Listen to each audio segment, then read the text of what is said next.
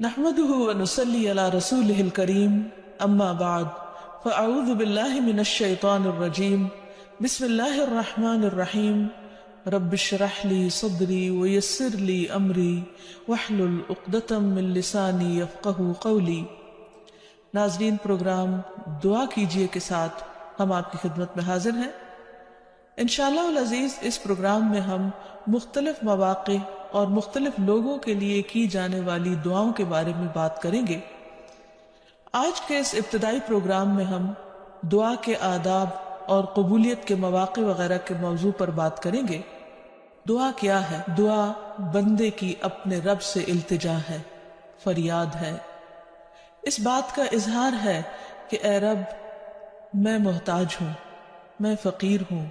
اور تو داتا ہے، تو دینے والا ہے، سارے خزانوں کی کنجیاں تیرے ہاتھ میں ہے، تیرا دروازہ دن رات کھلا رہتا ہے، تو سب کی سنتا ہے، ہر وقت سنتا ہے، تو دل ہی دل میں پکارے جانے والی دعائیں بھی سنتا ہے اور زور سے بولی جانے والی بھی۔ دعا انسان کی تمناؤں کے لب پر آنے کا نام ہے، جیسے علامہ اقبال نے بہت خوبصورتی سے کہا تھا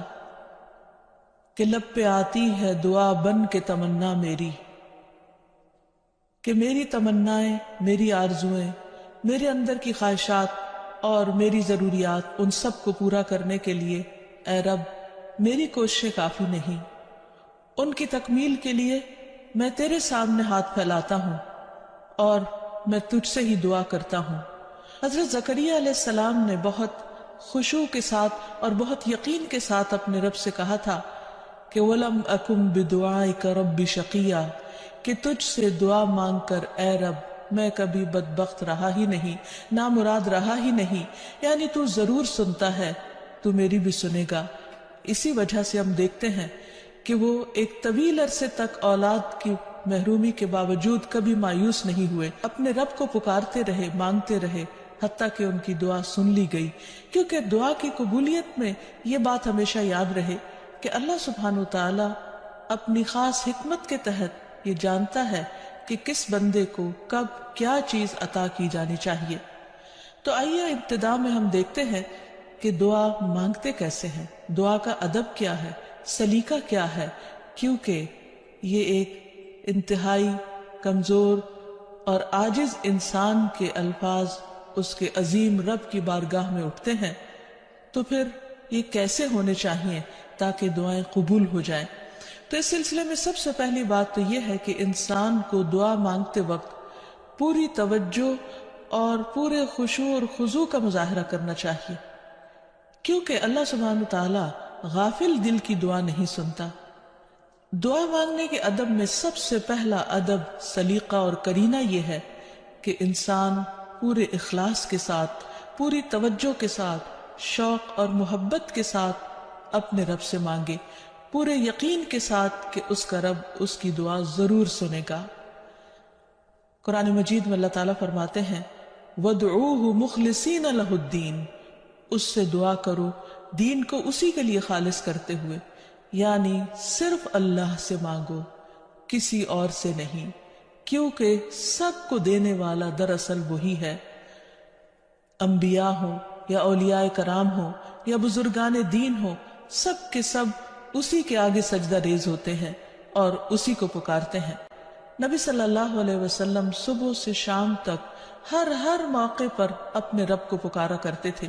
اور وہ تمام دعائیں احادیث کی کتابوں میں ہمیں صحیح سند کے ساتھ ملتی ہیں کہ کس طرح آپ صلی اللہ علیہ وسلم صبح بستر سے اٹھتے وقت اپنے رب کو پکارتے، پھر نماز میں کون کون سی دعائیں مانگتے، پھر اسی طرح کھانا کھانے سے پہلے، کھانا کھانے کے بعد، یہاں تک کہ اگر چھینک آئے تو اس وقت کیا پڑھا جائے، اور اسی طرح رات کو سوتے وقت، اور بے شمار مواقع کی دعائیں، اور اس کے علاوہ بھی نبی صلی اللہ علیہ وسلم کی دعائیں بہت ہی خوبصورت انداز میں مختلف کتابوں میں ہمیں ملتی ہیں، جس سے ہمیں دعا مانگنے کا سلیقہ اور ادب پتہ چلتا ہے، کیونکہ نبی صلی اللہ علیہ وسلم اللہ کے محبوب تھے، اور کس طرح اللہ کے محبوب نے اپنی عاجزی اور انکساری کا اظہار اپنے رب کے حضور کیا ہے، وہ ہمارے لیے ایک بہترین نمونہ ہے۔ پھر دعا مانگنے کے ادب میں ایک اہم ترین ادب یہ ہے کہ انسان توجہ سے مانگے، حدیث میں آتا ہے کہ اللہ سبحانہ وتعالی غافل دل کی دعا نہیں سنتا، یعنی انسان جب مانگے تو واقعی اس کو یہ معلوم ہو کہ وہ کیا مانگ رہا ہے، اور پھر تضرع اور عاجزی کے ساتھ بار بار اصرار کر کے مانگے، یہ نہ کہے کہ اے رب تو چاہے تو دے دے اور تو نہیں چاہتا تو نہ دے، نہیں، بلکہ پورے یقین کے ساتھ اپنے رب سے مانگے، اور اس بات کا بھی پورا یقین ہونا چاہیے کہ رب دعا سنتا ہے، کیونکہ وہ دیتا ہے۔ رب نہ سوتا ہے، نہ اس کو اونگ آتی ہے، نہ اس کو نیند آتی ہے، اور اس کو دینے کے لیے کسی سے مشورے کی بھی ضرورت نہیں ہوتی، کوئی اس پر جبر نہیں کر سکتا، کسی کا اس پر زور نہیں۔ اس لیے انسان جب اس سے مانگے تو یہ سوچ کے مانگے کہ اس کو دینے میں پورا پورا اختیار ہے اور وہ میری دعا بھی ضرور سنے گا۔ پھر اسی طرح انسان اپنی عاجزی اور مسکنت کا اظہار کرے، مانگتے وقت انسان اپنے اندر کو بالکل تکبر سے خالی کر لے اور یہ سمجھے کہ میں ایک انتہائی حقیر چیز ہوں اور میرا رب عظیم خالق ہے، پوری کائنات کا مالک ہے، اور میں اسی کے آگے ہاتھ پھیلا رہا ہوں جو میرے اٹھے ہوئے ہاتھوں کو کبھی خالی نہیں لوٹائے گا، اور اس کو دینے سے محبت ہے، وہ دے کر خوش ہوتا ہے، اور دعا کرنے والے سے محبت رکھتا ہے، اور جو دعا نہیں کرتا اللہ تعالیٰ اس سے ناراض ہوتا ہے۔ اللہ سبحانہ وتعالیٰ قرآن مجید میں خود فرماتے ہیں وَقَالَ رَبُّكُمُ ادْعُونِي أَسْتَجِبْ لَكُمْ، تمہارا رب کہتا ہے مجھ سے دعا مانگو، ادعونی استجب لکم، میں تمہاری دعائیں قبول کروں گا۔ اس لیے رب کے وعدے پر یقین کرتے ہوئے ہمیں دعا کرتے رہنا چاہیے۔ پھر اسی طرح یہ ہے کہ دعا میں عاجزی اور انکساری کے ساتھ ساتھ گریہ اوزاری بھی ہونی چاہیے، جس طرح نبی صلی اللہ علیہ وسلم بدر کے موقع پر اللہ سبحانہ وتعالیٰ کے حضور آہوزاری کے ساتھ دعائیں کر رہے تھے۔ اس سلسلے میں روایت میں آتا ہے کہ نبی صلی اللہ علیہ وسلم قبلہ رخ ہو کر گڑ گڑا کے دعا کر رہے تھے کہ اے اللہ میرے لیے اپنے کیے ہوئے وعدے کو پورا فرما، اے اللہ اپنے وعدے کے مطابق عطا فرما، اے اللہ اگر اہل اسلام کی یہ جماعت ہلاک ہو گئی تو زمین پر تیری عبادت نہ کی جائے گی۔ اور پھر اس قدر عاجزی و زاری تھی کہ حضرت ابوبکر صدیق رضی اللہ تعالیٰ عنہ نے جب آپ کو دیکھا تو پیچھے سے آ کر آپ سے چمٹ گئے اور کہنے لگے کہ اے اللہ کے نبی اب بہت کافی ہو چکا، آپ نے اپنے رب سے بہت کچھ مانگ لیا، اللہ تعالیٰ آپ سے کیے ہوئے وعدے کو ضرور پورا کرے گا۔ پھر اسی طرح یہ ہے کہ انسان دعا میں تکرار کرے، یہ نہ ہو کہ ایک بار مانگے، دو بار مانگے اور اس کے بعد تھک کر بیٹھ جائے اور یہ کہے کہ میری دعا تو سنی نہیں جاتی، اس لیے دعا مانگنے کا فائدہ نہیں۔ نہیں، ہم دیکھتے ہیں کہ کس طرح انبیاء علیہ السلام مسلسل دعائیں مانگتے رہے، اصرار کے ساتھ مانگتے رہے۔ اس سلسلے میں ہمیں رسول اللہ صلی اللہ علیہ وسلم کی ایک حدیث سے بھی پتہ چلتا ہے کہ جب اصرار کے ساتھ اور تکرار کے ساتھ انسان دعا کرتا ہے تو اس کا کیا فائدہ ہوتا ہے۔ آپ صلی اللہ علیہ وسلم نے فرمایا جس شخص نے 3 مرتبہ اللہ تعالیٰ سے جنت مانگی، جنت اس کے لیے دعا کرنے لگتی ہے کہ اے اللہ اسے جنت میں داخل کر دے، اور جو شخص 3 مرتبہ دوزخ سے پناہ مانگے تو دوزخ اس کے لیے دعا کرنے لگتی ہے کہ یا رب اس شخص کو دوزخ سے پناہ دے۔ پھر اسی طرح یہ ہے کہ انسان کو چاہیے کہ انسان مانگنے کے انداز میں ہاتھ اٹھا کر اللہ تعالیٰ سے مانگے، کیونکہ اللہ سبحانہ وتعالیٰ بہت حیا والا ہے، بہت کرم فرمانے والا ہے۔ اس کو اس بات سے شرم آتی ہے کہ اس کا کوئی بندہ اس کے آگے ہاتھ پھیلائے اور پھر اللہ تعالیٰ ان ہاتھوں کو خالی لوٹا دے۔ وہ سب سے بڑا بادشاہ ہے، حقیقی بادشاہ، مالک کائنات، سارے خزانوں کا مالک، وہ کبھی بھی اپنے بندے کو خالی ہاتھ نہیں لوٹاتا۔ ہاں یہ ضرور ہے کہ کبھی وہ انسان کو فوراً مل جاتا ہے جو انسان اپنے لیے طلب کرتا ہے، اور کبھی ایسا ہوتا ہے کہ اس سے بہتر کچھ اور عطا کر دیا جاتا ہے، یا اس سے کوئی آنے والی مصیبت ٹال دی جاتی ہے، یا پھر آخرت میں اس کے لیے اس دعا کے اجر کو ذخیرہ کر دیا جاتا ہے، جسے دیکھ کر انسان تمنا کرے گا کہ کاش دنیا میں اس کو اپنی دعاؤں کے صلے میں کچھ بھی نہ ملا ہوتا۔ پھر اسی طرح یہ ہے کہ دعا کرتے وقت انسان کو حمد و ثنا کے ساتھ آغاز کرنا چاہیے، یعنی اللہ سبحانہ وتعالیٰ کی تعریف کرنی چاہیے، نبی صلی اللہ علیہ وسلم پر درود شریف پڑھنا چاہیے، اور اس کے بعد اپنی عرض رکھنی چاہیے۔ تو جس دعا کے آگے پیچھے درود شریف پڑھ لیا جائے وہ دعا بھی قبول ہوتی ہے۔ فضالہ بن عبید رضی اللہ عنہ سے روایت ہے کہ ایک مرتبہ رسول اکرم صلی اللہ علیہ وسلم تشریف فرما تھے۔ ایک شخص آیا اور اس نے نماز پڑھی، پھر کہنے لگا اے اللہ مجھے بخش دے اور مجھ پر رحم کر۔ تو رسول اللہ صلی اللہ علیہ وسلم نے فرمایا اے نمازی تو نے جلدی کی، جب نماز پڑھ چکو تو بیٹھے رہو، اللہ کی اس طرح حمد و ثنا بیان کرو جیسا کہ اس کا حق ہے، پھر مجھ پر درود بھیجو، پھر اس سے دعا کرو۔ یعنی یہ دعا مانگنے کا ادب اور سلیقہ ہے۔ پھر اسی طرح یہ ہے کہ انسان کی دعاؤں کی قبولیت میں بعض اوقات اس کے گناہ حائل ہوتے ہیں، اور جب انسان استغفار کرتا ہے، توبہ کرتا ہے، تو دروازے کھل جاتے ہیں۔ اسی لیے انسان جب دعا کرے تو اس کے ساتھ ساتھ اپنے رب سے توبہ اور استغفار کرے۔ پھر اسی طرح دعا کرنے کے ادب میں سے ایک چیز یہ بھی ہے کہ انسان جب دعا کرنا شروع کرے تو سب سے پہلے اپنے لیے دعا کرے، پھر اپنے قریبی لوگوں کے لیے دعا کرے، اور پھر تمام لوگوں کے لیے دعا کرے۔ جیسے حضرت ابراہیم علیہ السلام کی دعا میں آتا ہے ربنا اغفر لی ولوالدی وللمؤمنین یوم یقوم الحساب، کہ اے ہمارے رب مجھے بخش دے اور میرے والدین کو بخش دے اور تمام مومنوں کو بخش دے جس دن حساب کتاب قائم ہو۔ پھر اسی طرح دعا مانگنے کے آداب میں سے یہ بھی ہے کہ انسان جامع الفاظ کے ساتھ، بہترین الفاظ کے ساتھ دعا مانگے، اور اس سلسلے میں ہم دیکھتے ہیں کہ نبی صلی اللہ علیہ وسلم سے بڑھ کر کس کے الفاظ جامع ہو سکتے ہیں، کمپریہنسو، کہ کم الفاظ میں زیادہ بڑی چیزیں مانگی گئی ہیں۔ اس لیے ہمیں مسنون دعاؤں کو یاد کرنے اور ان کو پڑھنے کا بھی اہتمام کرنا چاہیے۔ نبی صلی اللہ علیہ وسلم کو جو خاص چیزیں عطا کی گئی تھی ان میں سے ایک چیز جوامع الکلم تھی، جس کے بارے میں آپ نے فرمایا اوتیت جوامع الکلم، مجھے جامع بات کہنے کی صلاحیت بخشی گئی ہے، یعنی کم الفاظ میں زیادہ بڑا مضمون۔ پھر اسی طرح انسان کو اپنے نیک اعمال کو وسیلہ بنا کر دعا کرنی چاہیے۔ اگر زندگی میں انسان نے خالصتاً اللہ تعالیٰ کے لیے کچھ کام کیا ہو تو مشکل وقت میں، تکلیف کے وقت میں، پریشانی کے وقت میں انسان اپنے رب کے سامنے اس نیک عمل کا ذکر کر کے اس کے وسیلے سے دعا کرے۔ جیسے ہمیں ایک حدیث سے پتہ چلتا ہے کہ کچھ لوگ کہیں سفر پر جا رہے تھے تو راستے میں بارش شروع ہو گئی، بارش سے بچنے کے لیے انہوں نے غار میں پناہ لی، تو اتنے میں ایک بڑا پتھر لڑک کر غار کے دروازے کے آگے آ گرا اور غار کا دروازہ بند ہو گیا، اور اس طرح وہ باہر نہیں نکل پا رہے تھے۔ تو اس وقت ان تینوں نے آپس میں یہی سوچا کہ ہم اپنے اس عمل کو سامنے رکھ کر اللہ تعالیٰ سے دعا کرتے ہیں جو خالصتاً ہم نے اللہ تعالیٰ کی رضا کے لیے کیا۔ تو بہرحال تینوں نے اپنے اپنے نیک عمل کا ذکر کیا، جس کی بدولت ان کی دعا قبول ہو گئی اور غار کے پتھر ہٹ گیا جو کہ بظاہر ناممکنات میں سے تھا، اور اس طرح وہ لوگ وہاں سے نکل آئے، ادروائز ان کی زندگی بھی خطرے میں تھی۔ پھر اسی طرح یہ ہے کہ اللہ تعالیٰ کے خوبصورت ناموں کو وسیلہ بنا کر دعا کرنی چاہیے۔ قرآن مجید میں آتا ہے وَلِلَّهِ الْأَسْمَاءُ الْحُسْنَى فَادْعُوهُ بِهَا، اور اللہ کے لیے ہیں اچھے اچھے نام، بس اسے پکارو ان ناموں کے ذریعے، یعنی ان کے وسیلے سے۔ تو اللہ سبحانہ وتعالیٰ کے نام مختلف دعاؤں کے آخر میں بھی آتے ہیں، اور اس کے علاوہ اللہ تعالیٰ کے ان سارے ناموں کو پڑھ کر بھی دعا کی جا سکتی ہے، یا پھر کسی خاص نام کے ساتھ بھی اس کو پکارا جا سکتا ہے۔ جیسے عموماً ہم یا اللہ تو کہتے ہی ہیں، یا پھر یا رب، یا رحمان، یا رحیم، یا کریم،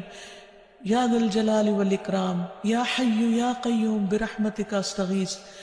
ان اچھے اچھے ناموں کے ساتھ اللہ تعالیٰ کو بار بار پکار کر دعا کرنے سے دعا قبول ہوتی ہے۔ پھر اسی طرح اگر کوئی شخص باوضو دعا کرتا ہے تو اس کی دعا بھی قبول ہوتی ہے۔ اس سلسلے میں ہم دیکھتے ہیں ابو عامر رضی اللہ عنہ جب شہید ہوئے تو ابو موسیٰ اشعری رضی اللہ عنہ نے آ کر نبی صلی اللہ علیہ وسلم کو اس کی خبر دی اور کہا کہ ابو عامر نے کہا تھا کہ آپ صلی اللہ علیہ وسلم سے کہنا کہ میرے لیے استغفار کریں۔ آپ نے پانی طلب فرمایا، وضو کیا، پھر ہاتھ اٹھا کر دعا کی، اے اللہ عبید ابو عامر کی مغفرت فرما۔ پھر اسی طرح دعا کی قبولیت کے آداب میں سے ایک ادب یہ بھی ہے کہ انسان حلال رزق کا اہتمام کرے۔ نبی اکرم صلی اللہ علیہ وسلم نے ایک شخص کا ذکر کیا کہ وہ طویل سفر کرتا ہے، پریشان حال ہے، اور خاک آلود ہے اس کے بال اور اس کا لباس، اور وہ بہت تھکا ہوا ہے اور اپنے ہاتھ آسمان کی طرف اٹھا کر کہتا ہے یا رب یا رب، لیکن اس کی دعا کہاں سے قبول کی جائے؟ اس کا کھانا بھی حرام کا، اس کا پہننا بھی حرام کا، اور وہ حرام پر ہی پرورش پایا، تو اس کی دعا کہاں سے قبول ہو؟ تو اس سے یہ پتہ چلتا ہے کہ انسان اگر یہ چاہتا ہے کہ اس کی دعائیں قبول ہوں تو وہ اپنے کھانے پینے اور اپنے لباس اور اپنی زندگی میں بھرپور طریقے سے حلال کا اہتمام کرے۔ پھر اسی طرح یہ ہے کہ دعا میں تصنع اور تکلف سے پرہیز کرنا چاہیے۔ اس سلسلے میں ایک حدیث میں آتا ہے، ابن عباس فرماتے ہیں کہ دعا میں قافیہ بندی سے پرہیز کرتے رہنا، کیونکہ میں نے رسول اللہ صلی اللہ علیہ وسلم اور آپ کے صحابہ کو دیکھا ہے کہ وہ ہمیشہ اس سے اجتناب کرتے تھے، یعنی اس سے بچا کرتے تھے۔ پھر اسی طرح دعا میں مبالغے سے بھی پرہیز کرنا چاہیے۔ نبی صلی اللہ علیہ وسلم نے فرمایا عنقریب اس امت میں ایسے لوگ آئیں گے جو طہارت اور دعا میں مبالغہ کریں گے، یعنی حد سے زیادہ لمبی دعائیں کریں گے، کیونکہ دعا اس وقت تک انسان کو کرنی چاہیے جب تک اس کا خشوع و خضوع قائم رہے اور واقعی وہ اللہ سے دعا کر رہا ہو۔ لیکن صرف لمبی دعا اس لیے کہ شاید بہت زیادہ لمبی دعا کرنے سے زیادہ قبولیت ہوگی، تو اصل چیز کوالٹی ہے۔ بعض اوقات انسان صرف ایک جملہ بولتا ہے لیکن اتنے درد کے ساتھ، اتنے احساس کے ساتھ، اتنی شدت کے ساتھ کہ وہی کافی ہو جاتا ہے۔ جیسے یونس علیہ السلام نے مچھلی کے پیٹ میں پکارا تھا، لا الہ الا انت سبحانک انی کنت من الظالمین، کہ لا الہ الا انت، نہیں کوئی الہ مگر تو ہی، سبحانک تو پاک ہے، انی کنت من الظالمین بے شک میں ظالموں میں سے ہوں، میں گناہ گاروں میں سے ہوں۔ تو ان کی دعا فوراً سن لی گئی، قبول کر لی گئی۔ پھر اسی طرح کچھ اوقات اور مقامات ایسے ہیں کہ جہاں انسان کی دعا قبول ہوتی ہے، مثلا رات کے آخری حصے میں دعائیں بہت قبول ہوتی ہیں۔ حدیث میں آتا ہے رسول اللہ صلی اللہ علیہ وسلم نے فرمایا ہمارا رب تبارک و تعالی ہر رات کو اس وقت آسمان دنیا پر آتا ہے جب رات کا آخری تہائی حصہ رہ جاتا ہے، وہ کہتا ہے کوئی مجھ سے دعا کرنے والا ہے کہ میں اس کی دعا قبول کر لوں؟ کوئی مجھ سے مانگنے والا ہے کہ میں اسے عطا کر دوں؟ کوئی مجھ سے بخشش طلب کرنے والا ہے کہ میں اسے بخش دوں؟ یعنی اگر کوئی اس وقت مجھ سے دعا کرے گا تو میں ضرور اس کی دعا قبول کر لوں گا۔ لیکن عموماً رات کے آخری حصے میں انسان گہری نیند میں چلا جاتا ہے اور یہ قبولیت کا وقت اس سے کھو جاتا ہے۔ تو اس خصوصی طور پر اگر انسان کی زندگی میں کوئی پریشانی ہو یا کچھ چیزوں کے بارے میں وہ واقعی سنجیدہ ہو کہ وہ اسے ملنی چاہیے دنیا اور آخرت کی کامیابیوں میں سے، بھلائیوں اور خیر میں سے، تو اس کو چاہیے کہ اس وقت میں دعا کا اہتمام کرے۔ نبی صلی اللہ علیہ وسلم نے یہ بھی فرمایا کہ تمام اوقات سے زیادہ بندہ پچھلی رات میں اپنے رب کے قریب ہوتا ہے، بس اگر تم سے ہو سکے تو تم اس گھڑی میں اللہ کو یاد کرنے والوں میں سے بن جاؤ تو ضرور بن جاؤ۔ پھر اسی طرح آذان کے بعد اور اقامت سے پہلے دعا قبول ہوتی ہے، یعنی مؤذن جب آذان دے رہا ہو تو جو الفاظ وہ دہرا رہا ہو ان کو دہراتے جانا چاہیے، سوائے حی علی الصلاح اور حی علی الفلاح کے کہ اس کے جواب میں لا حول ولا قوت الا باللہ پڑھنا چاہیے۔ اور جب مؤذن آذان کہہ چکے تو آذان کے بعد کی دعا پڑھ کے درود شریف پڑھ کر جو بھی انسان کے دل میں حاجت ہو وہ اپنے رب کے سامنے رکھے، تو وہ دعا کے قبولیت کا وقت ہوتا ہے، اس وقت آسمان کے دروازے کھلتے ہیں۔ تو اس وقت انسان کو یہ وقت ضائع نہیں کرنا چاہیے اور چھوٹی چھوٹی چیزیں بھی اپنے رب سے مانگتے چلے جانا چاہیے تاکہ انسان کسی انسان کا محتاج نہ ہو۔ پھر اسی طرح سجدہ میں انسان اپنے رب کے بہت قریب ہوتا ہے، اس وقت دعائیں خوب سنی جاتی ہیں، تو خوب انسان کو پکارنا چاہیے۔ فرض نماز کے بعد دعا قبول ہوتی ہے، تو فرض نماز کے بعد آیت الکرسی پڑھنا اور دعا مانگنا انسان کے فائدے میں ہے، بجائے اس کے کہ انسان فوراً مصلی سے اٹھ جائے یا ادھر ادھر کی باتیں شروع کر دے۔ پھر اسی طرح جمعے کے دن ایک خاص گھڑی ہوتی ہے جس میں انسان کی دعا قبول ہوتی ہے، اور اس کے بارے میں ایک روایت میں آتا ہے کہ وہ جمعے کے دن کی آخری گھڑی ہوتی ہے۔ تو بہرحال جمعے کے دن خصوصی طور پر دعاؤں کے مانگنے کا اہتمام کرنا چاہیے۔ پھر اسی طرح ماہ رمضان میں ہر دن اور رات میں ایک گھڑی ایسی ہوتی ہے کہ جس میں دعا قبول ہوتی ہے، اس وقت بھی زیادہ سے زیادہ دعائیں مانگنی چاہیے۔ عرفہ کے دن اللہ سبحانہ و تعالیٰ سب سے زیادہ لوگوں کو جہنم کی آگ سے آزاد کرتا ہے، تو اس دن وہاں کے لوگ جو حج پر گئے ہیں وہ تو دعائیں مانگتے ہی ہیں، اور جو لوگ نہیں بھی جا سکے وہ بھی اس دن کی برکت سے فائدہ اٹھاتے ہوئے خوب خوب دعائیں کریں. پھر اسی طرح بارش ہوتے وقت بھی دعا قبول ہوتی ہے. پھر زمزم پیتے وقت دعائیں قبول ہوتی ہیں. قرآن مجید کی تلاوت کے بعد دعا قبول ہوتی ہے. تو انسان کو ان مواقع سے خوب خوب فائدہ اٹھانا چاہیے. پھر اسی طرح مریض اور میت کے پاس جو دعائیں کی جاتی ہیں وہ بھی قبول ہوتی ہیں. اور آخر میں یہ کہ رسول اللہ صلی اللہ علیہ وسلم نے بعض ایسے کلمات بتائے ہیں کہ جن کے ساتھ اگر اللہ تعالیٰ کو پکارا جائے تو انسان کی دعا قبول ہوتی ہے، اور وہ ہیں: اللہم انی اسألک یا اللہ الاحد الصمد الذي لم يلد ولم يولد ولم يكن له